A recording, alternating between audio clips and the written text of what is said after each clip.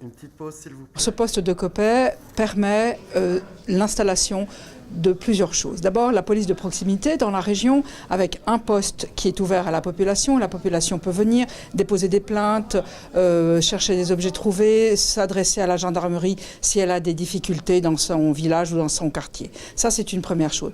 La deuxième chose, c'est que ce poste-là, il est au centre d'une région, au centre de la Terre Sainte, et ça permet également une meilleure présence policière dans cette région que tout le monde sait transfrontalière. Donc nous avons beaucoup d'échanges avec Genève, avec la France, et le positionnement de ce poste permet une excellente couverture de la police cantonale dans cette région. Est-ce qu'il y aura d'autres ouvertures de postes prévues sur la région, sur le district de Nyon ? Alors écoutez, je ne vais pas dévoiler les projections de la police cantonale.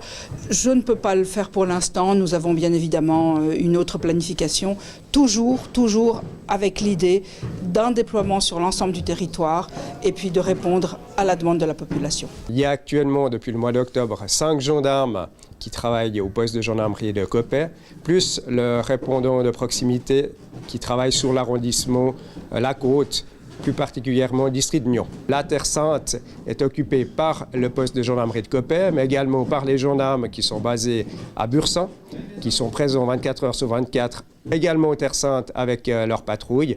Il y a également la police de proximité avec nos bus mobiles, donc qui viennent également sur les communes de Terre Sainte. Donc on a un dispositif sécuritaire complet sur cette partie du territoire. Les CFF attachent une importance capitale dans la sécurité pour nos passagers, pour nos gares, et nous sommes très heureux de développer des collaborations avec les polices cantonales et les polices intercommunales. Les postes de police sont des espaces partagés, ce qui facilite l'échange d'informations entre les corps de police locaux, cantonaux et police des transports, et cela peut même se traduire par des patrouilles ensemble, conjointes, qui facilitent effectivement la collaboration et les synergies entre les corps. C'est une très bonne nouvelle. C'est le fruit également d'une insistance de notre part. Vous savez qu'on avait réagi assez négativement à la fermeture du poste de police de Coppet de l'époque.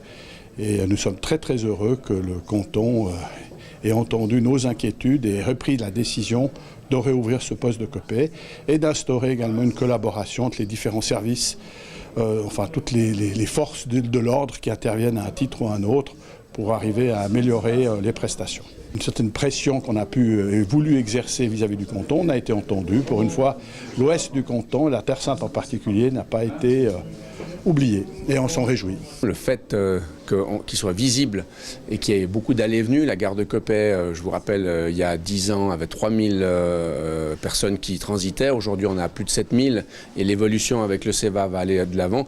Donc c'est une réelle plus-value pour nous d'avoir ce poste qui rassure tous ceux et celles qui passent devant la gare, et ils sont nombreux. On a le projet, mais en fait, ce projet date depuis plusieurs années, de développer en fait ces terres autour de la gare de Coppet. On appelle ça le plan directeur localisé de la gare de Coppet. La commune est propriétaire d'une parcelle d'environ 7000 m² sur laquelle elle souhaite ériger en fait un bâtiment avec des logements à l'étage et en son ré en fait un commerce ainsi que des espaces pour des services tels que ces services police, poste ou d'autres.